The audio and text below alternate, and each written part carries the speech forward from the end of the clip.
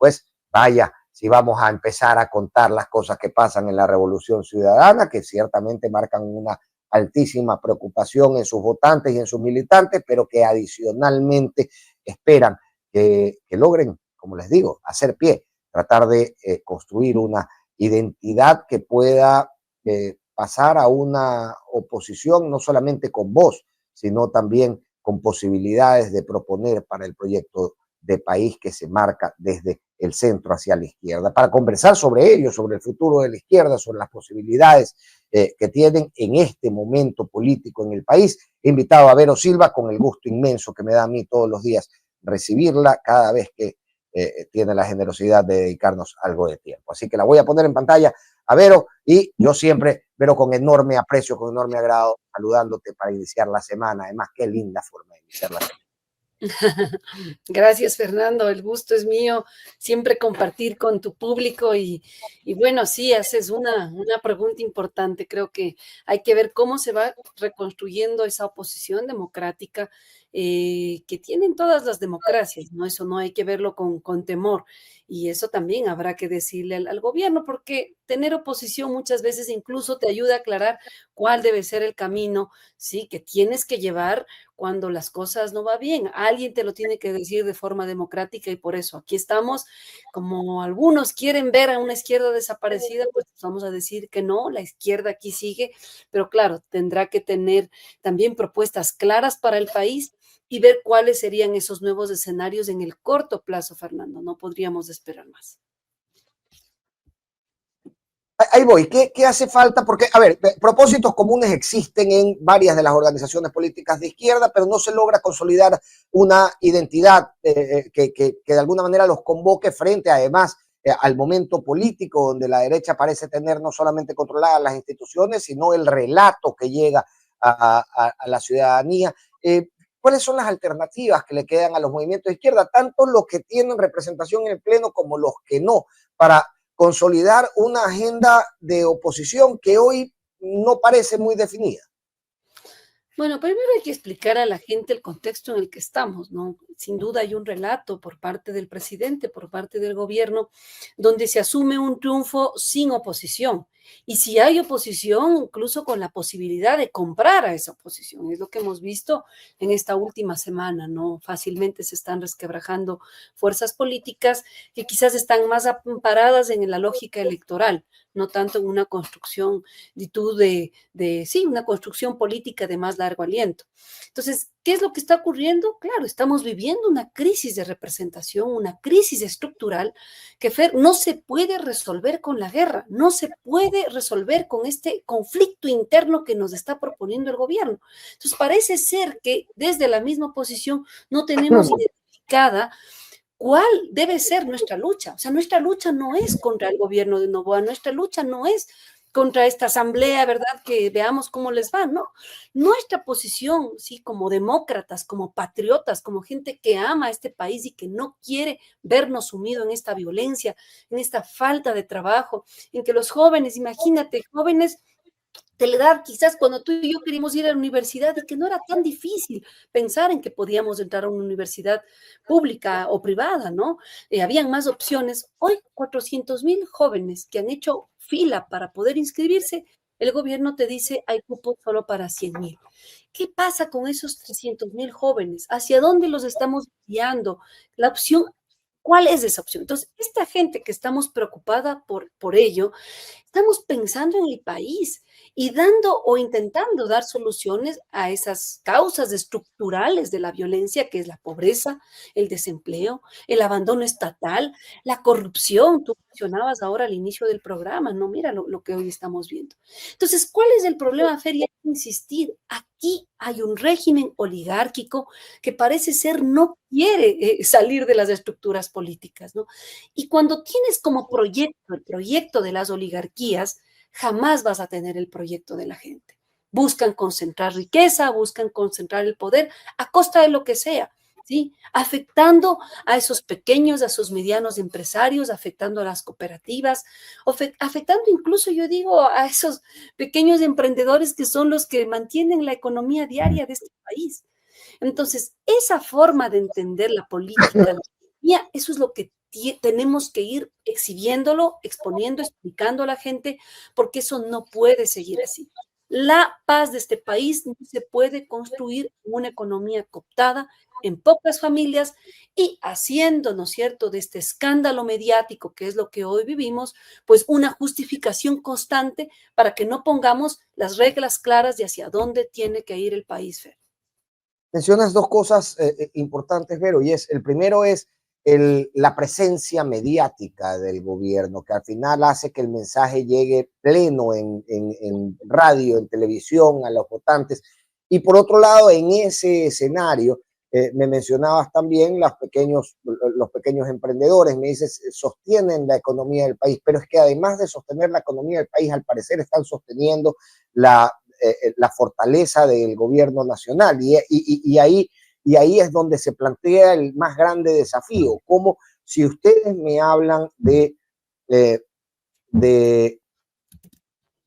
una coordinación para construir un proceso político que no llega al final a conectar con las lógicas comunicacionales que el gobierno parece bien controlada, que parece tener bien controladas, al final el trabajo de construcción de estos programas, de estos procesos, de estos proyectos, termina tapado por el relato de gobierno que tiene apertura amplia en los medios. ¿Cómo superar ese desafío? ¿Cómo poder convencer a la gente en este escenario mediatizado que es mejor o digamos, que el discurso que se construye desde la izquierda tiene elementos para ser consumido versus a este consumo fácil, inmediato y de producción masiva que se impulsa desde Carondelet y desde los agentes cercanos al gobierno? Bueno, primero viendo cuál es la situación actual de los ecuatorianos, porque yo siento que el relato te va a servir hasta un punto, ¿no? O sea, la gente puede decir, ya, muy bien, ha ganado el gobierno de Daniel Noboa y hoy tiene una segunda oportunidad. Pero esa segunda oportunidad no inicia de cero, como intentan posicionar los amigos del gobierno. Ha tenido un año y medio donde los ecuatorianos ya sabemos cuáles son nuestras urgencias, ¿sí? Y la urgencia de este país es una urgencia de buscar salidas hacia la paz. Mientras sigan existiendo estos muertos, de este desangre que vivimos todos los días, y ya no depende de si barrios solamente pobres, no, ya está afectando a la clase popular, a la clase media, incluso a sectores de la clase media alta, que ya también se sienten vulnerados, ¿no es cierto?, en su seguridad. Vimos el caso de Cumbayá, ¿no es cierto? Estos días, un restaurante acribillan a personas. Entonces, es ya un problema nacional. Entonces, si el país, ¿no es cierto? No, como país, no solamente como gobierno, si el Estado no está claro en esta salida estratégica, en esta estrategia de paz, va a ser muy difícil, estimado Fernando. Pero yo creo que ante esto, y tú, la gente que nos identificamos con la izquierda, ¿no es cierto? Hemos planteado salidas claves, pero para hacer esas salidas claves tú también tienes que decir, bueno, ¿cuál es el escenario en el que hoy nos encontramos? Entonces, por un lado, el gobierno nos dice, no, nuestra estrategia está muy bien, miren, ya tenemos un crecimiento económico este primer trimestre y por ahí va la estrategia, ¿no? Entonces, te cambian los datos, ¿sí? Y queriendo imponer una realidad que no existe. Porque ese tal crecimiento económico del que habla el gobierno, ¿sí? En economía se llama un rebote económico porque es obvio, el año 2024 fue fatal para el Ecuador, ¿sí? Y cuando todo está mal, lo único que te queda es recuperar un poquito, ¿verdad? Y eso es lo que estamos viviendo este 2025. Entonces, estadísticamente sí hay una recuperación en números, pero eso no puede decir el gobierno que es una estrategia hacia un desarrollo sostenible, porque no nos está dando respuestas al tema del empleo, ¿sí? No nos está dando respuestas a cómo garantizar esa seguridad que hoy los barrios, la gente necesita, incluso para salir a emprender, ¿sí? Entonces, imagínate, este año nuevamente vuelven a crecer y comparando con el año pasado, ¿no es cierto?, la fluidez en el sistema financiero. Los depósitos han aumentado en los bancos. Y hay que preguntarle, no solo al gobierno, sino también al sistema financiero, ¿dónde está ese dinero? Porque esa liquidez, Fernando, no se está traduciendo en un incremento significativo de la inversión productiva, por ejemplo, de la inversión pública.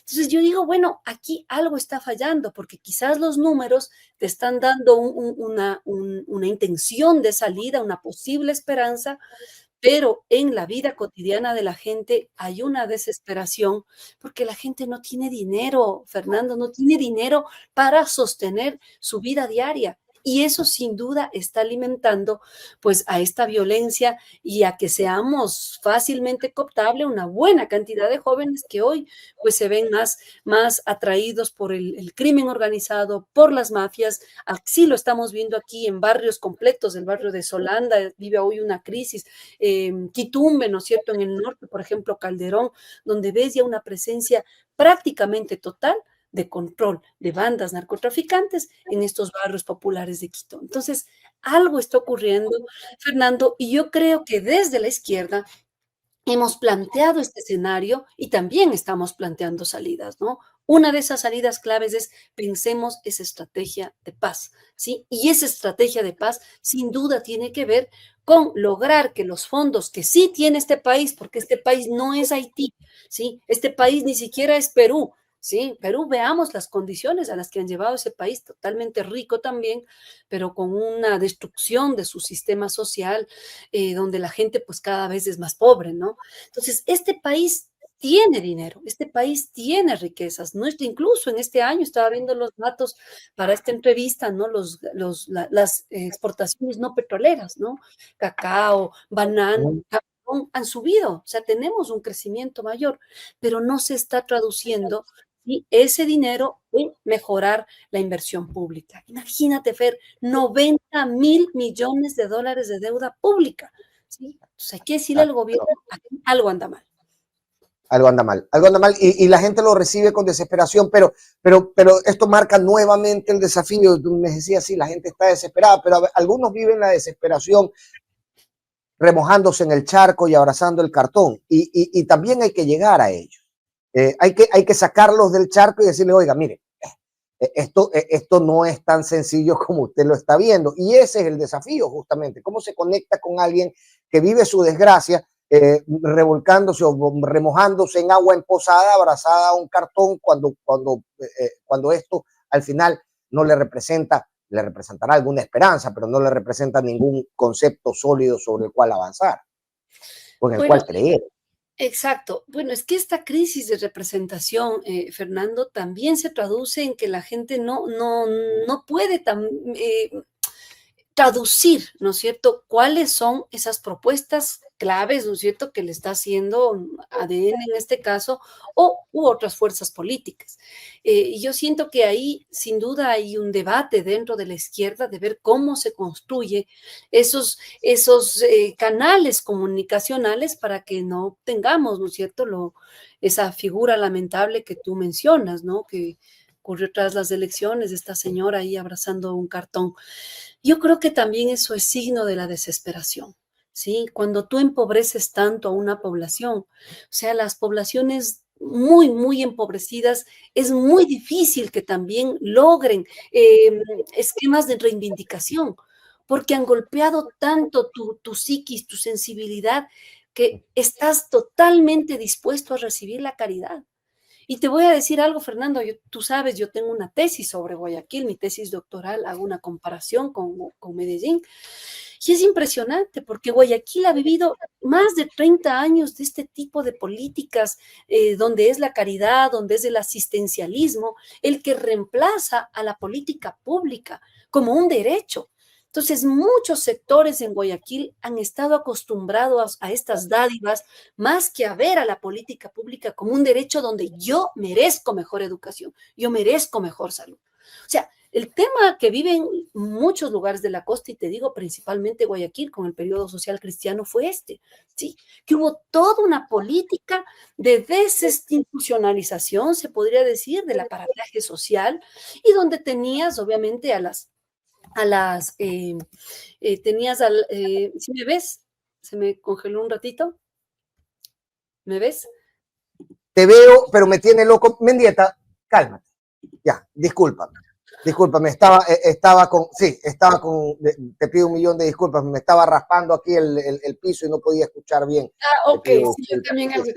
Entonces, lo que te decía es que esta política que se vivió y que no solo lo vivieron los guayaquileños, fue la política de desinstitucionalización que vivieron varios países en América Ujú. Latina.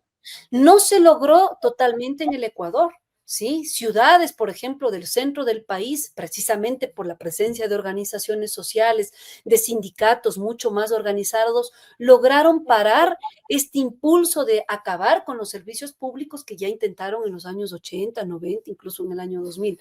Pero lo extraño, ¿me entiendes? Es que claro, cuando se tuvo la oportunidad, por ejemplo, de desmantelar ese modelo en Guayaquil o en Guayas, no se lo hizo, se continuó. Entonces, hoy, al ver esta persona en uno de los suburbios de Guayaquil, no es extraño, porque han sido años, años, Fernando, de darle a la gente una educación miserable, sí, de darle a la gente servicios de salud miserables, que están más ligados eso, al asistencialismo, te decía. Son fundaciones las que llevan a cargo la política pública, es la junta de beneficencia. Entonces, en la lógica de la gente no está la construcción de este es mi derecho, ¿sí? Y eso sí sería interesante comparar cómo en otras ciudades, por ejemplo, del país, sí se ha logrado, por lo menos, crear más de ese sentido de pertenencia hacia el Estado. Eso en Guayaquil lo lograron y es una pena porque ha sido es la ciudad de las luces, es la ciudad de la revolución, es la ciudad del liberalismo, sí, es la ciudad de las grandes mentes del arte, de la cultura. Eso fue Guayaquil a inicios, finales del XIX, inicios del siglo XX. Y hoy se ha perdido porque es obvio, ha habido toda una política insistente para ir empobreciendo a la clase media, es una de las clases medias, y tú, más chiquitas, ¿no? En proporción a su población, a diferencia de otras ciudades, ¿no? Tú compara con Riobamba, compara con Ambato, compara con Quito. ¿Qué pasó con Guayaquil? Entonces, yo creo que también esa es una tarea de aquellos que queremos construir este Ecuador de tú más justo, con mayor equidad, con mejor educación. Entonces, nuestra lucha, sí, nuestra lucha y nuestra propuesta tiene que ser por recuperar esos fondos públicos que tienen que ir destinados a mejorar estas condiciones sociales. Si no se mejora esto, Fernando, va a ser muy difícil que salgamos de esta inercia social de la que tú estás mencionando y quizá de eso, de una población que está más cercana a esperar el bono, ¿sí? A esperar un trabajo más digno. Y eso es una tarea que sin duda nos toca eso a los que amamos este país. Ahora, y dentro de todas estas dificultades también hay que ponerse los zapatos del votante. O sea, ¿qué pasa conmigo, con el votante que generalmente va a la papeleta, elige una opción de izquierda, pero tan pronto se constituye la nueva Asamblea Nacional, ve que 6 de los 9 del grupo de representación de izquierda ya fugaron a votar con el gobierno nacional, que representa claramente a un movimiento distinto o una lógica política distinta a aquella por la que votaron? Lo mismo el votante de Revolución Ciudadana, que confiado de que podría esta organización política contener el avance de los grupos de derecha, más bien los ve en este momento disputarse entre ellos y no alcanza a ver una lógica sólida sobre la cual ejercer oposición. El votante también tiene derecho a desilusionarse de las representaciones de izquierda que elige. ¿Qué está pasando en ellas? ¿Por qué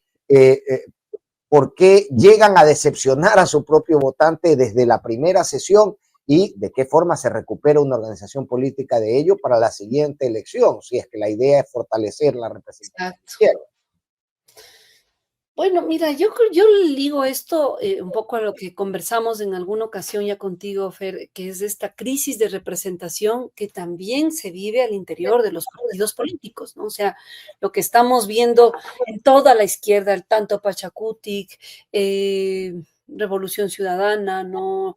El Partido Socialista, otras organizaciones, es que también les cuesta mucho construir sus cuadros porque quizás hubo un momento donde estuvieron más preocupados en la estructura política que en las necesidades del país, ¿sí? Y muchos de estos partidos se convirtieron en partidos de alquiler, Y esto hay que criticarlo, o sea, sí te lo digo, o sea, no es digno, no es digno de un partido histórico, por ejemplo, como el Partido Socialista, en el cual, por ejemplo, participé yo en estas últimas elecciones, sí,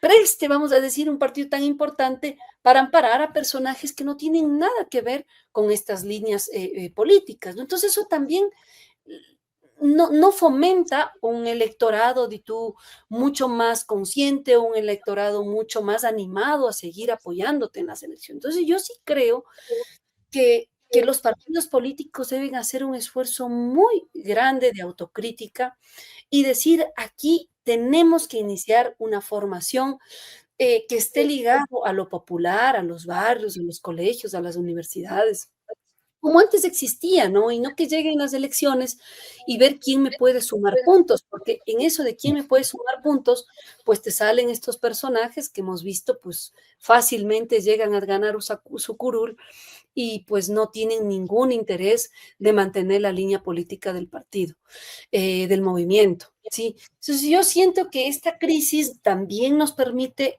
ver a estos otros actores que no necesariamente estamos vinculados al tema partidista, pero que sí tenemos, dito una línea de izquierda, una línea con propuestas, de plantearle también a los partidos políticos si estamos en la posibilidad de ampliar esas filas, ¿sí?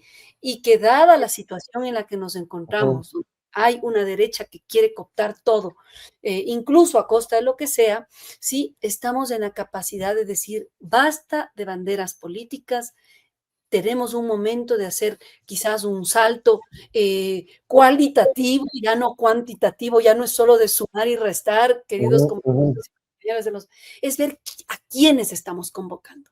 ¿Sí? Ese cambio, Fer, tiene que ser un cambio de calidad, cualitativo, ¿no? ¿Con qué grupos, con qué organizaciones, con qué gente? Mira, hay gente valiosa en este país. Hay gente valiosa y que tiene mucho conocimiento y que quiere aportar. Pero cuando ve estos problemas claros, ¿no es cierto?, de los partidos, donde todo se resuelve sin llegar a estas entidades más democráticas, la gente se desanima. Entonces, yo creo que también el desafío está desde de estos otros actores que en este momento podríamos tener esa capacidad de ampliar, ¿no?, de convocar algo más amplio y que nos animemos, porque yo digo, si algo nos permite ver esta necesidad de pensar algo nuevo para el país, es también incorporar nuevas formas de hacer política, ¿sí? No la Ujú, misma política, ¿sí? Eh, correcto, por ejemplo, correcto. ¿cómo vamos a tener el tema, cómo vamos a enfrentar el tema del trabajo? O sea, ya no son los viejos sindicatos los que te ponen la línea laboral cuando tienes un desempleo impresionante, ¿no? Cuando Y tienes eso, una... y eso era algo, y eso era algo que quería conversar contigo. Porque hace un minuto me mencionaba, sabes que los grandes avances de la derecha neoliberal en otras décadas fueron contenidos por la presencia sindical, por la actividad sindical absolutamente oxidada, si no inexistente en este momento. Vemos tal vez a David Almeida caminar como Quijote en algunos asuntos relacionados al petróleo y a la energía, pero no ves tampoco una representación de los trabajadores que se haga sólida en el diálogo político hoy por hoy. ¿Qué está pasando con los sindicatos? ¿Qué está pasando con los estudiantes? ¿Qué está pasando con la academia? ¿Y cómo reactivamos este resorte social que al final sirve como primera línea de defensa de estos avances inmisericordes a veces de la derecha más neoliberal? Claro, exacto. O sea, ¿qué está pasando con quizás esas viejas formas de ver la política y de incluso de organizarnos? Hoy tenemos que entender que el mismo avance del capitalismo hace que esa forma, ¿no es cierto?, tradicional de organización a través de los sindicatos o de los partidos no es suficiente. Primero, porque la gran cantidad de trabajadores, ¿no es cierto?, ya no están sindicalizados. Han hecho todo un proceso de tercerización, por ejemplo, del trabajo, casi imposible que te sindicalices. Entonces, claro que aún existen sindicatos y te digo, de alguna manera ellos han ido también un poco posicionando esta defensa, ¿no es cierto?, del trabajo, esta defensa de los derechos alcanzados, pero vemos que no es suficiente. Ni siquiera es suficiente para sostener una elección. ¿Sí? O sea, ya no es la fuerza de los sindicatos la que sostenga a ninguno de los partidos políticos que hoy tenemos en pie desde la izquierda, desde el progresismo. Entonces, ante esto yo sí creo que se trata de tener, ¿no es cierto?, o entender que los ciclos están cambiando y que quizás hoy nos estamos enfrentando a un ciclo mucho más largo, ¿sí? Y esto va a requerir también una respuesta donde las fuerzas no sean solo coyunturales, Fer, ¿sí? Mm, Donde tenemos quizás que levantar banderas que nos den mayor identidad con estos nuevos públicos.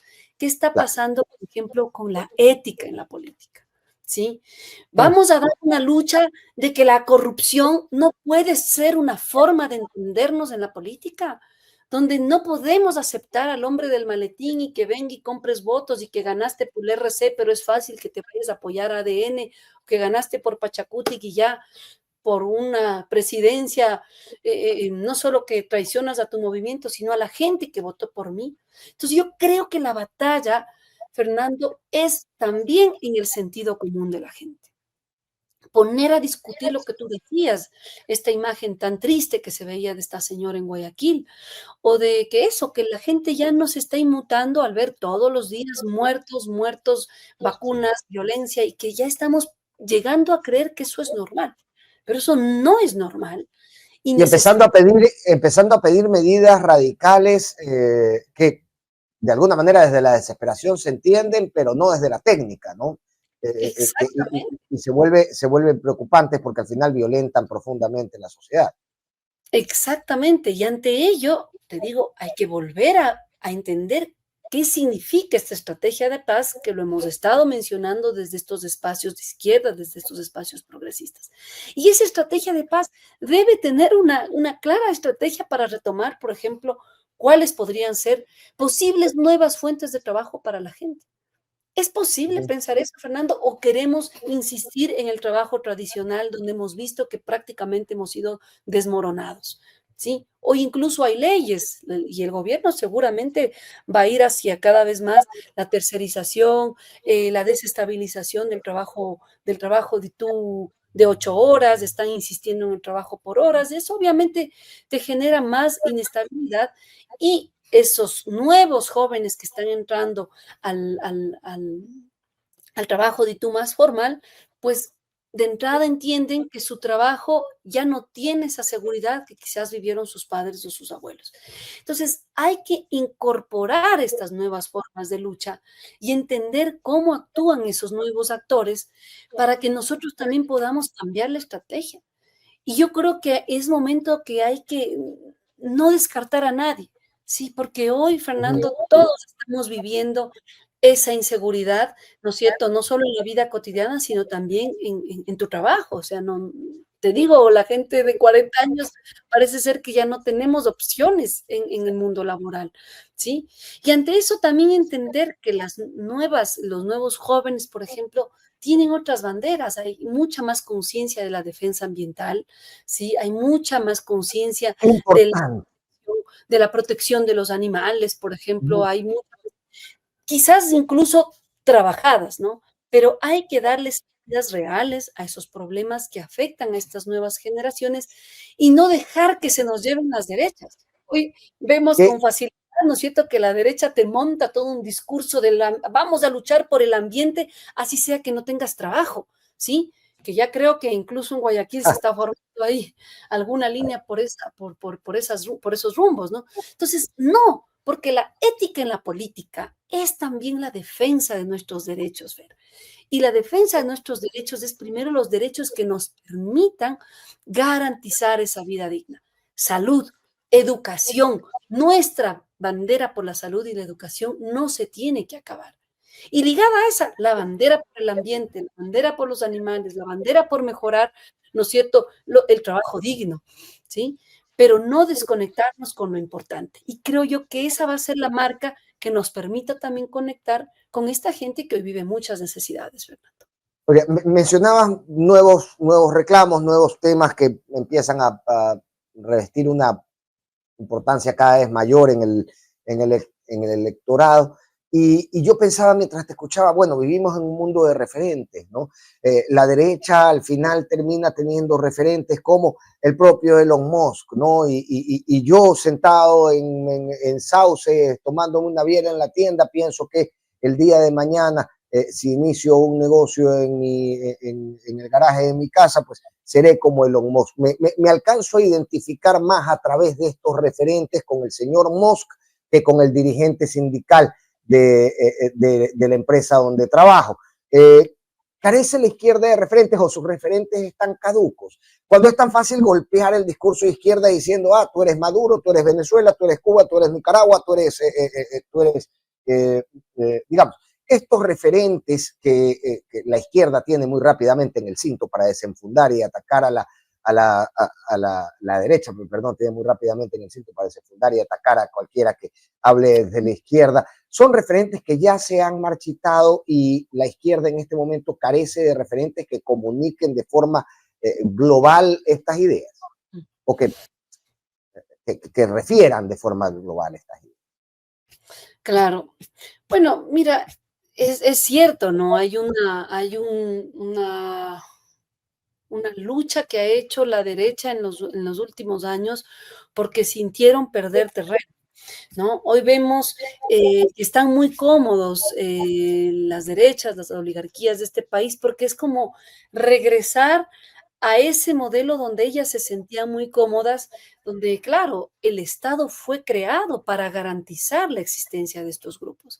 El Estado originalmente no es creado para garantizar el derecho de la gente, el derecho de los trabajadores, no está creado para garantizar salud y educación a los más empobrecidos. Ese fue la lucha de muchos años que permitió que ese Estado, que originalmente fue creado para garantizar el derecho de estos otros, ¿verdad?, pueda también ser parte o servir a otros actores sociales. Y entonces, en esa lucha, Fernando, claro que hay un momento de quiebre donde estos espacios, más bien grupos económicos claros, con nombre y apellido, que disputaban y que han logrado mantenerse en el poder, pierden el poder. Y eso pasó en varios países de América Latina. Eso pasó en el Brasil, pasó en Argentina, pasó en Ecuador, está pasando hoy en Colombia, está pasando en México, pasó en Chile muy temprano en los años 70 y mataron a Allende. Eh, pero claro, yo creo que la derecha entendió que no pueden dejar esos espacios vacíos. Y yo lo que creo es que cuando llegaron estos progresismos al poder, muy pocas fueron las experiencias, no sé, quizás la boliviana, una de las que más entendió que no podía dejar la lucha popular, y mira cuántos años han logrado mantenerse en su proyecto. Pero claro, originariamente es difícil, Fernando, porque te estás enfrentando a los poderes reales. Te estás enfrentando a una banca, por ejemplo, que ha estado acostumbrada a vivir del Estado y que hoy mismo tendríamos que dar una lucha real al narcotráfico y decir ni un solo peso más lavado en el sector financiero de este país. Ellos hacen mutis, ¿verdad? Y no dicen nada. Hay un problema real. Cuando deberíamos en este momento decir, a ver, las Fuerzas Armadas, la policía, debería estar enfocada en garantizar la seguridad a la gente, ¿sí? No la seguridad, yo no sé a quién, pero estamos viendo que hay una estrategia totalmente equivocada de la seguridad en este país. Estamos creando un enemigo interno que no nos está garantizando a los ciudadanos esa paz que deberíamos tener. Incluso estamos viendo que fuerzas patrióticas como han sido los militares y sin duda la policía, hoy están acuartelados. Fernando, no sé, yo me imagino es la misma experiencia que se vive en Guayaquil, pero aquí hay un abandono de la Policía Nacional del territorio, ¿sí? Y lo que los tienen, lamentablemente, esa es la estrategia de guerra, eso fue lo que se hizo en Colombia, ¿no? Es prácticamente deshabitar el territorio.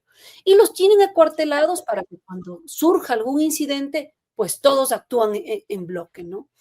Y eso realmente es una estrategia equivocada. ¿sí? Y es una estrategia equivocada que lo que está haciendo es vaciándonos de democracia, vaciándonos del sentido de los derechos, vaciando esto que, como te decía, en otros países quizás logró mantenerse con un poquito más de criterio. Entonces, ¿qué es lo que ha pasado? Y ligando esto a la pregunta que tú me hacías, es que, claro, esa derecha ha avanzado también por una ausencia de territorio, pero más bien una ausencia de la lucha en el territorio, ¿sí? Y de creer que las elecciones eran suficientes. Las elecciones nunca serán suficientes.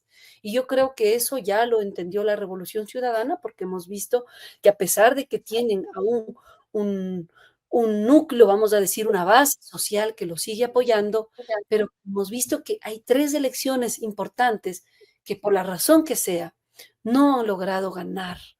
¿Y eso qué quiere decir? Que quizás ese trabajo político que se pudo haber hecho y que tengas defensores de tu movimiento, de tu proyecto de país, hoy no están dispuestos a salir a las calles para defenderlo.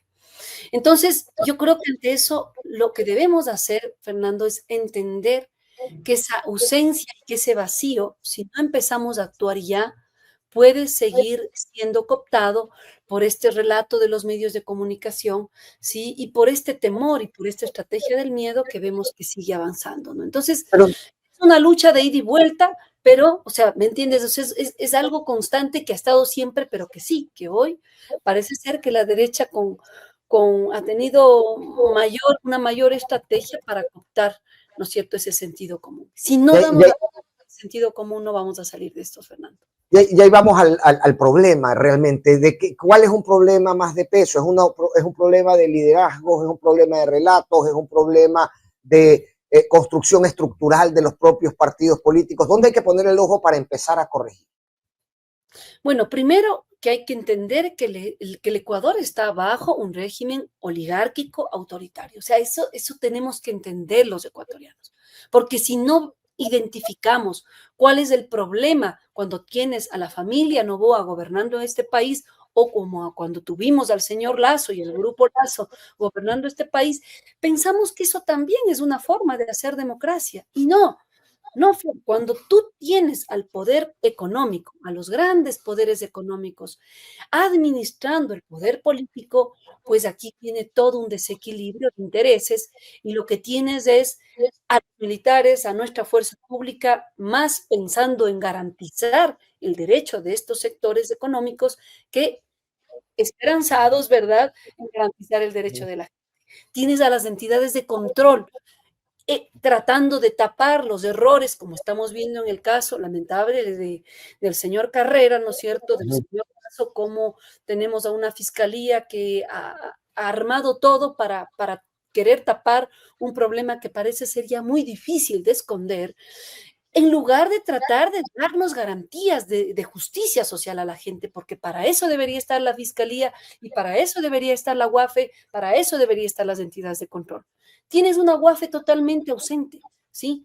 Cuando deberíamos estar buscando no solo a los gatilleros, sí, está bien, vamos atrás de los delincuentes menores, pero aquí no están cayendo los grandes delincuentes, Claro, Fernando. y, Nadie que nos diga quién realmente está permitiendo el lavado de dinero en este país, aquí ¿sí? estamos sentados esperando a que se sepa de quién son 20 toneladas que se incautaron en Vinces el Exacto, año pasado. exacto. Y cuando 20. sabemos que pues la droga sale por los puertos de este país, porque ¿por dónde más van a salir? Y que seguro saldrán escondidos en banano, que seguro saldrán escondidos en cacao o en cualquier negocio que tiene nombre y apellido, Fernando. Entonces, si no estamos dispuestos a dar realmente una batalla, pero por la paz, vamos a seguir justificando, ¿sí? Esta guerra interna y esto va a seguir al infinito como ocurrió en Colombia o como ocurrió en México, ¿sí? Ahora, los vicios de la élite bancaria y financiera en el continente suelen ser los mismos. En México se beneficiaron de la actividad irregular, lo hicieron también en Colombia, lo hacen en Ecuador y la táctica de hacerse, perdóname la palabra, hacerse el dojuco, ¿no? Ay, yo no sé de dónde viene este billete, pero aquí en mi operación ingresa este dinero. Es una práctica repetida y que básicamente identifica a la derecha bancaria o a los diferentes organismos financieros y sus representaciones alrededor del continente. Pero, ¿qué nos hace distintos ahora? Hace un momento mencionabas Bolivia. En Bolivia la perdieron, quiero decir, la presidencia, por métodos, por supuesto, absolutamente condenables, pero luego volvieron. En Argentina perdieron con Macri y luego volvieron. En Brasil se volvió. En México, bueno, se sostuvo claro, continúa. Pero en Ecuador ya son 3 elecciones donde la izquierda no parece tener posibilidades de regresar al poder. ¿Qué nos hace distintos si es que los vicios de alguna manera y los relatos son más o menos similares y las preocupaciones que protegen los representantes de la derecha son más o menos similares en todo el continente? ¿Qué determina que en Ecuador la izquierda no haya podido recuperar ese terreno en el campo electoral que le permita, pues, con un relato amigable, volver a ganarse el favor de la gente? Bueno, primero yo creo que esta crisis profunda, como te decía, pues obedece también a errores que hemos tenido desde estos espacios y tú más progresistas, ¿no? Y eso si no se lo reconoce, pues no vamos a salir de aquello, ¿sí? El problema en este momento, Fer, es que quizás cuando planteas las soluciones sigues pensando en el partido político y no en el país, ¿sí? Y yo creo que ante eso obviamente va a haber una disputa, ¿no es cierto?, real con estas fuerzas de derecha, porque también si lo pones en esas condiciones, ellos van a estar pensando en sus intereses. Entonces, ¿cuál es la diferencia que podríamos hacer desde este otro sector? Levantemos las banderas de la paz, levantemos las banderas del trabajo justo, levantemos las banderas de la educación, las banderas de la defensa del IES, de la defensa de una salud digna para la gente. Y yo creo que en eso hemos perdido una batalla importante, ¿sí? Porque quizás afincamos nuestros triunfos más en el tema electoral que en el tema político. Y cuando tú pierdes de vista la política, ¿sí? Y te quedas en el discurso, en la estrategia de comunicación, te quedas, ¿me entiendes?, en las ramas y olvidas a la política, lamentablemente has perdido la batalla. Y yo creo que por esa es la razón por la que no hemos podido mantener un proceso y un proyecto que fue pues muy importante para este país, ¿no? Así Y que eso es yo lo que creo determina, eso es lo que determina también que no se lleguen a hacer, a consolidar acuerdos programáticos a largo plazo entre los partidos de izquierda. claro, porque no basta con un frente coyuntural de elecciones, como lo que ocurrió en estas últimas elecciones. Sí, muy bien que nos juntamos en la segunda vuelta, pero por favor, ¿entendimos que no es suficiente? ¿Entendimos que necesitamos estructurar, como decíamos hace un momento contigo, Fer, un ciclo más largo de lucha, de resistencia, de propuestas, de trabajo, donde sea la ética de la política también lo que nos caracterice? O sea, porque en estos espacios no puede haber alguien que entre a la política a robar, ¿sí? O sea, aquellos que entran deben ser totalmente excluidos. No se puede permitir que gente que llegue gracias al voto popular, pues caiga en esto, lamentablemente, del robo, de la corrupción, del compro de votos. Solo así vamos a poder enfrentar a estas oligarquías, que eso es lo que ellas sí hacen, ¿sí? Eso Oye, es pero la, se ese es plantea, o sea, ¿no? Entonces, esto que me dice se plantea, se lleva a la mesa cuando se sientan los. Mira, yo y lo conversaba contigo, y lo conversaba con Galo, y lo conversaba con algunos de los invitados, con varios de los invitados que han pasado por aquí, porque luego de este programa que se hizo en los días previos a la elección, donde aparecían todos los líderes o varios de los líderes de los partidos de izquierda que habían sido parte de este acuerdo de unidad, y que yo siempre dije, esto es todo lo que está bien. Al final estas banderas que tú me mencionas las sostienen todos y la forma de de sumar fuerzas para que sean una propuesta sólida y que llame al voto popular es esa, es poder decir, ok, listo, tomemos todas estas banderas, alejándonos de nuestras diferencias y propongámoslo como un acuerdo programático que pueda ejecutarse a largo plazo. Pero esto se diluye, como me dices, el día de la elección o en los días siguientes de la elección. Es un acuerdo que al final termina por resultar mucho más electoral que programático. ¿Qué está pasando en las discusiones? ¿Qué está pasando en la mesa cuando se sientan los movimientos de izquierda? Nadie propone esto. ¿Sabes qué? Tenemos que extender este tipo de acuerdos de aquí a la actividad legislativa, de aquí a los principios sobre los que se ejecuta gestión en los gobiernos locales, etcétera, etcétera, etcétera. Ujú, ujú. Sí se habla de esto, Fernando, ¿no? Y ha sido uno de los temas que precisamente en la primera vuelta no nos permitió quizás llegar a un acuerdo más firme. Porque claro, va a depender no solamente de una segunda vuelta, sino incluso de quiénes sugieres hacer tus acompañantes para el legislativo. Entonces, si no estamos dispuestos incluso, y permíteme decirlo, quizás si yo no soy un militante directa en este momento de ningún partido, pero tenemos todo el derecho de decirlo porque esos partidos representan al sector popular y tenemos que hacerlo. Pero si esos partidos no están siquiera dispuestos a dar la batalla de la democracia interna dentro de sus partidos, imagínate cómo va a ser por hacia afuera. Entonces yo creo que hay que dar la lucha interna, o sea, yo te digo, yo tengo varios amigos dentro del RC, tengo muchos amigos, obviamente buenos amigos dentro del Partido Socialista, he tenido buenos amigos, ¿no? En lo que queda de la izquierda democrática, y todos se quejan de la democracia interna. No hay democracia interna en los partidos políticos y hay que decirlo con claridad.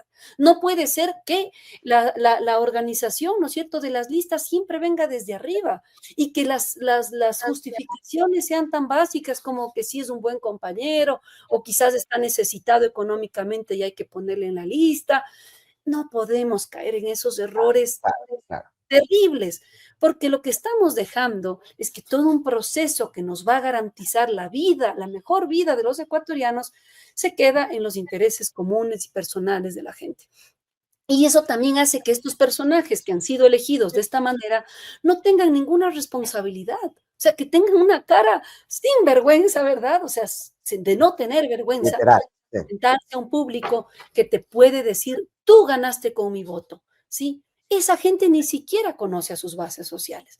Entonces, yo creo, como te decía, es una lucha desde todos los espacios. O sea, los ciudadanos debemos hacer el esfuerzo por ir entrando a estas organizaciones políticas y bueno, si no vemos espacio, tratar de crear una nueva, Fernando. Y es lo que hoy, te digo, hemos hablado con algunos espacios y yo creo que espacios políticos, ¿no? De decir, oigan, estamos en la capacidad de organizar una nueva lucha para convocar a esos trabajadores que han perdido, por ejemplo, sus trabajos, a esos jóvenes que no pueden entrar a la universidad, a esas mujeres que no pueden llegar a fin de mes, Fernando, porque de verdad no se puede llegar a fin de mes cuando tienes 2, 3 hijos y cuando tienes ese sueldo de miseria, ¿sí? A esos pueblos indígenas y campesinos que no se sienten identificados con sus asambleístas, sin duda, que hoy pues los representan en la asamblea, a esos movimientos ecologistas, no sé, a los defensores del territorio. Hasta la semana pasada hablaba con las comunidades, por ejemplo, afectadas por Chevron. Texaco, ¿no? Por Sí. la Chevron. Y es impresionante, ¿no es cierto? Como dicen, no tenemos ningún partido político, ninguna organización que asuma nuestras luchas. O sea que ya pasó la moda de Texaco, ¿no es cierto? De la Chevron Texaco y ahora nadie hay cómo defenderlos. ¿Qué está pasando con los barrios? En Quito quieren acabar con un alcalde, ¿sí? Y no existe ninguna organización barrial, cultural, que diga, a ver, a Quito se defiende. Más allá de si estamos o no de acuerdo con el alcalde, esta ciudad necesita respeto, ¿no? Como también deberían decir la gente en Guayaquil, y no que estemos al gusto, ¿no es cierto?, de las oligarquías de siempre que están acostumbrados a hacer estos juegos políticos y que si no estás dispuesto a venderte a lo que te dicen, te pueden votar al alcalde. Aquí la ciudad debería defender al alcalde, te lo digo. Y yo no veo esa suficiente fuerza para decir, aquí necesitamos un alcalde que trabaje. no un alcalde derrocado para que vengan como siempre vienen, ¿no es cierto? Los que les gusta la carroña, ¿no es cierto? Y pues hacer fiesta, ¿no es cierto?, Claro, de la claro. destrucción de la ciudad, porque eso es lo que quieren con Quito. Y Y a quizás es el llevarse lo que quede, hay y a aquí. llevarse lo que quede, los espacios que queden, Exacto, las a elecciones llevarse que lo que queden. quede. Y yo siento que deben haber voces patriotas que amen al Ecuador, que amen a esta ciudad, que digamos, basta, basta, esto se tiene que acabar. Y las autoridades electas, pues también tienen que dar esa conexión con los sectores populares. Entonces, sin duda estamos en eso, te digo, Fer, yo creo que estamos en un momento donde hay un hartazgo ciudadano, pero no por eso un hartazgo de la política. Al contrario, la política debe ser nuestro espacio de lucha, nuestro espacio de coincidencias y nuestro espacio de construcción. ¿Sí? Una nueva ruta política, obviamente desde la urgencia, de esta urgencia que no queremos más de esta violencia, pero también del realismo que nos estamos enfrentando contra la oligarquía. Y eso nunca ha sido fácil, Fernando, nunca ha sido fácil. Aquí ha habido muertos en este país, pero eso no nos va a detener. Lo bueno es de que hoy ya existe el Internet, hoy existen estos medios de comunicación que nos permites ampliar la convocatoria, ¿no es cierto? Y que este imposible encuentro por la unidad de la gente, por la unidad de los que queremos un mejor país, los que queremos la paz, sea posible no solo desde los partidos políticos, no solo desde los partidos políticos. Eso, y que al final, que al final la representación de la gente, y no solamente de estos liderazgos, y no solamente de estos partidos, sea lo que confluya a la mesa para llegar a resoluciones y a participaciones mucho más Obvio, conectadas con las personas. obvio, Pero pero porque solo así la gente va a poder también tener esa responsabilidad. Hoy no se sienten, no aman a sus partidos políticos porque saben que todo está ya, es un plan con maña, como dicen, ¿no? O sea, ya están hechas las candidaturas, gente que ha trabajado toda una vida en ese partido no es tomada en cuenta, ¿sí? No hay un plan territorial, ¿no es cierto? No hay una política de base que incluso premie a los líderes sociales y que te articulen la movilización, una acción incluso más pedagógica con la gente. ¿Cómo esperan que hoy la gente, a pesar de toda esta elección fraudulenta, salga a defender desde los partidos que sean? ¿Cómo? Si no has logrado construir esa legitimidad también de la representación, esa hemos, ética que debe existir en la política. Entonces, como yo sociedad diría, no hemos llegado a construir ni siquiera una idea sólida de democracia, pero cuando uno revisa el exacto, barómetro realmente se da contra las paredes, viendo las cifras de personas para las que la democracia es una cuestión que podría estar sujeta a una serie de atropellos sin mayor problema o sin mayor encendido social. Y ahí está el desafío, Vero, y me toca preguntarte ya de salida, ¿cómo lo vas a abordar tú? De lo que te escucho, al parecer el Partido Socialista no es la alternativa primaria en este momento, pero no tengo ninguna duda de que vas a seguir participando en política. ¿Te has planteado algo sobre tu futuro partidista? mira, el Partido Socialista pasó, hay que felicitarlos, están cumpliendo 99 años, ¿sí? Ya Oh, qué van, bien. sí, sí, hicieron un bonito evento la semana pasada, me invitaron, pero es obvio que no puede ser solo bajo el Partido Socialista, no va a ser solo desde la RC, no puede ser solo desde el Pichacuti. Ya los partidos están rebasados. Y es más, lo hemos visto en 3 elecciones, ¿sí? En 3 elecciones. Entonces, tenemos que dar también respuestas desde la ciudadanía y que si incluso es con partidos políticos, podamos darle contenido, ¿sí? Y podamos darle una estructura, un plan de hacia dónde va nuestro país, ¿sí? Entonces, yo sí digo, a ver, ejes programáticos mínimos, pero con claridad. ¿Queremos un país con paz? ¿Cómo se va a construir esa paz social? ¿Sí? ¿Cómo se va a construir esa justicia social para que los niños, los jóvenes no sigan alimentando las mafias y que no sean, Fernando, los que sigan muriendo? Porque los 8.000 muertos del año pasado, los 3.000 muertos que va el año hasta ahora, o sea, si Una las locura. cifras van así, será terrible el fin del 2025. Pero te digo, esos muertos son los muertos de los barrios más pobres, son jóvenes de entre 17 y 25 años, ¿sí? O sea, es brutal lo que está pasando con la clase más pobre de este país. Entonces, vamos a enfrentar, ¿no es cierto?, esta crisis con paz. Eso significa justicia social y eso significa inversión, dignidad, ¿sí? Y obviamente decirle un no claro a la guerra. Pero eso también significa hacer reactivación económica desde abajo, con soberanía, no solamente estar esperanzados, ¿no es cierto?, en estas grandes exportaciones que, excelente, bien, pero ¿cómo hacemos para que el dinero, sí, que está llegando a los bancos de este país, pero que puedan descender a una clase popular que necesita de créditos, ¿sí? A una clase campesina, a productores que necesitan créditos justos, no a con estos intereses exorbitantes que obviamente lo que hacen es acabar con el sistema productivo de este país, acabar con la poca industrialización que ya tenía este país. Entonces, este proyecto político debe tener claridad cómo le vamos a dar salidas a la gente y respuestas, porque te digo, mira, incluso pensando en la banca no puede estar solo en manos de los privados. Yo te digo, yo vivo bueno, antes de esto estaba viviendo en Suiza. Suiza, que es un país que está totalmente privatizado, ¿no es cierto? Desde muchos sentidos, tienen su banca pública. No permiten que estos grandes recursos que tiene el Estado puedan estar solo en manos de los privados, ¿sí? Ellos tienen una seguridad social, que sin duda mucha de ella es privada, pero donde está participando el Estado, o sea, el Estado tiene un valor central porque saben que si todo queda en manos de privados, Fernando, obviamente empieza esta injusticia social, esta mala distribución y obviamente una crisis.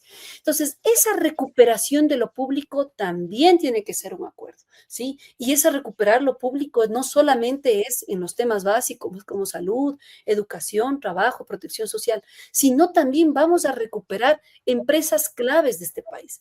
Vamos a pensar que en algún momento tenemos que llevar o llegar a impulsar una banca pública. No puede ser que los bancos en este país tengan el control de todo y que nadie pueda decirles, por lo menos, inviertan ese dinero que es de los ecuatorianos, que se quede aquí.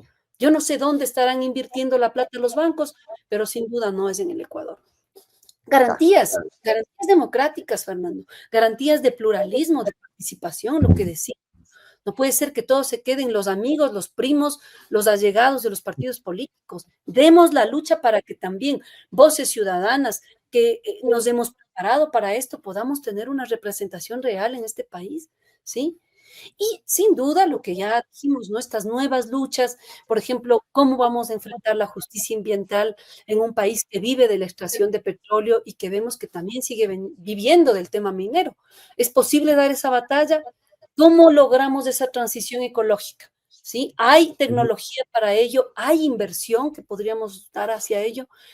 Y creo que por último, ¿no es cierto? Yo sí creo que coincidir mínimamente en una defensa de los principios de la Constitución actual. Muchos hablan de que necesitamos cambiar la Constitución. Yo diría cambiar la Constitución para qué. Que se necesita una reforma del Estado con transparencia, con control popular, sí, pero que eso implique cambiar una Constitución que después nos deje desamparados de derechos. Así que yo Y creo, además Fer, que lo importante, lo interesante de esta constitución es que te provee de mecanismos para alterar justamente los textos de la constitución conforme vayan avanzando los años y vayan transformándose las necesidades.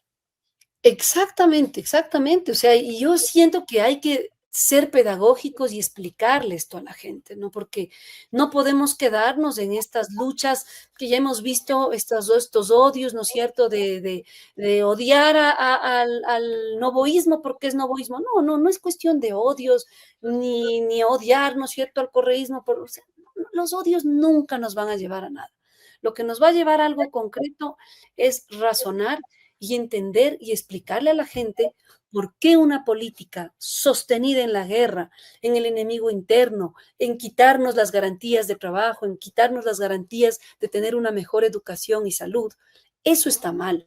Y eso hay que decirle a la gente. Entonces, si el gobierno continúa en esa política que ha mantenido este año y medio, obviamente que pues tendrá una gran oposición popular porque lo que estamos viviendo los ecuatorianos no es sostenible.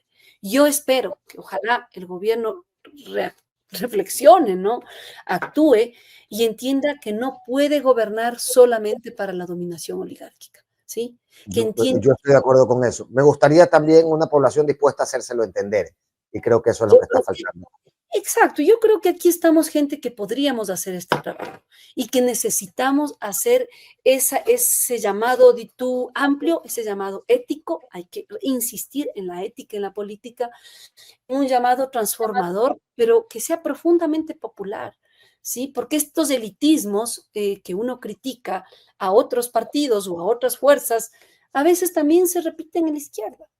Y eso no podemos permitirlo. Entonces, este gran llamado a la unidad para construir este nuevo horizonte democrático y de vida digna debe contar con líderes populares, debe contar con estudiantes, debe contar con las mujeres que han hecho un trabajo muy lindo estos últimos años, ¿no? Con los ecologistas, sin duda.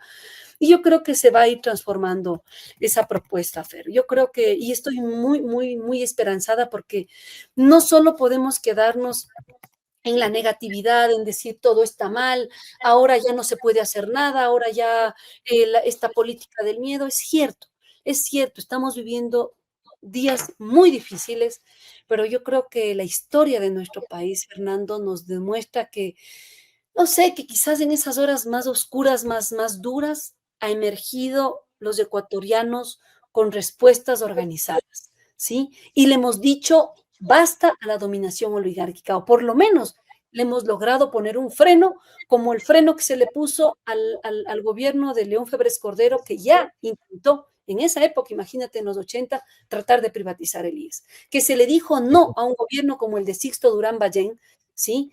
Que a través de su vicepresidente, en esa época, Dajic, ya intentaron ver de nuestras empresas públicas al interés privado. Les dijimos no a un señor como Maguad, que quiso darle todas las garantías a una banca privada que acabó con la economía de este país.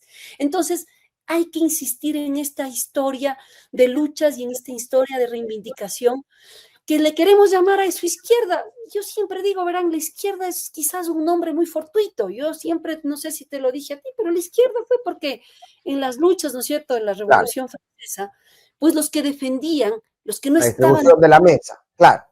no estaban de acuerdo con lo que, todo lo que decía el rey, aquellos que querían derechos para los campesinos, para la defensa de las tierras, se encontraban a la izquierda.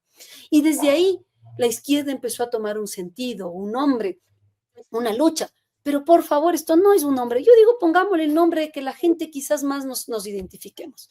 Pero esa lucha por los derechos, por una mejor organización de la salud, del empleo, del trabajo digno, oye, de la educación digna, no una educación de miseria que hoy tenemos, creo que deben ser las banderas. Y si a eso le llamamos izquierda, pues vamos a levantar las banderas de la izquierda. Si a eso quieren llamarle, no sé, unidad popular, unidad del pueblo organizado, pues le vamos a llamar eso. Pero no nos quedemos en el estigma del nombre, porque también eso ha permitido que la derecha logre, ir deslegitimando a una fuerza real, que es una fuerza en resistencia que siempre ha existido en el Ecuador. Así que no nos desanimemos, ecuatorianos, entrémosle con ganas a este nuevo proceso y vamos a estar atentos, ¿no? Yo creo que lo que hoy vivimos con Daniel Noboa es una receta pasada, no es nada nuevo, esto ya lo vivimos en los 80, quizás también en los 90, y la respuesta fue organización, organización, organización. Hoy nos queda organizarnos, Fernando. Bien, la tarea es clarísima. Con qué gusto yo te recibo. Además que en lunes y me dejas la vara altísima para la semana, pero con cuánto cariño sentimos. Qué bueno, Fernando, sí, sí. Y tenemos que animarnos, Fernando, tenemos que animarnos, que no sea el negativismo, la mala vibra, no, el no poder ayudar al otro, el que nos cubra de esto, ¿no? Imagínate, este fin de semana con unos amigos estuvimos en Cumbayá, era el cumpleaños de unos amigos y fuimos. Y vimos una gran operación policíaca, militar, fuerzas incluso del municipio, que iban en contra de los vendedores populares de la placita central, pero o sea, con una muy mala actitud de quererles quitar sus cositas, yo digo, esa no es la política en contra de los que están afectando a los ciudadanos. Pero ¿qué hicimos? Mira, fue un acto de simplemente pararnos al lado de la gente, pedirles explicación a la policía y ellos lo entendieron. Inmediatamente agarraron y se fueron. Se fueron ellos porque sabían que estaban haciendo algo con error. Entonces, cuando la gente también empieza a decir, oigan, esto que están haciendo quizás no está totalmente bien. Entonces, empecemos a usar el diálogo, empecemos a quizás darle también estas otras propuestas a la fuerza pública y quizás también con ello al gobierno, en decirle que construir la paz también es ponernos en los zapatos de la gente más necesitada. Y que no solamente ¿me entiendes? La bota, el casco, el insulto, va a ir disciplinando a la gente. Lo que nos va a poder disciplinar es una mayor educación y sin duda una mayor entrega a este país. O sea, necesitamos patriotas, Fernando. Necesitamos gente que ame a este país y no solo que ame enriquecerse a costas de este país. Y yo creo que de eso sabemos muchísimos y muchísimas, y esa va a ser la tarea, yo creo que, no sé, pues de los próximos meses. Ojalá no tardemos tanto. Ojalá sea así, ojalá se concrete. Mi abrazo muy cariñoso, Vero, y siempre tan agradecido de tu apertura con este espacio. A ti, Fernando, te agradezco muchísimo y síguenos abriendo las puertas porque así también se puede ir construyendo y mejorando las ideas y las acciones. ¿Sí? Te abrazo. Sabes que esta es tu casa, además. Gracias, Feli. Gracias a tus seguidores y seguidoras, que siempre tienes muchas. Chao, Fer. Chao. Bien, Verónica Silva, ex candidata a vicepresidencial, le hablábamos, hacíamos un repaso sobre la realidad de, sí, doña Produ es fan número 1 de la Vero Silva. Y la verdad es que todos aquí, todos los que hacemos la contra somos bastante fans de la Vero Silva por su claridad, por su inteligencia, y saben que por ese aterrizaje que manifiesta siempre, ¿no? De comprender las realidades que se habita y disponer no solamente su mente, su capacidad, su persona, sino también disponerse como un agente aglutinador de ideas valiosas dentro de los grupos y las organizaciones relacionadas al centro y a la izquierda. Así que yo siempre con el mayor de los respetos la recibo y con la emoción, además de mi equipo, que la quiere muchísimo.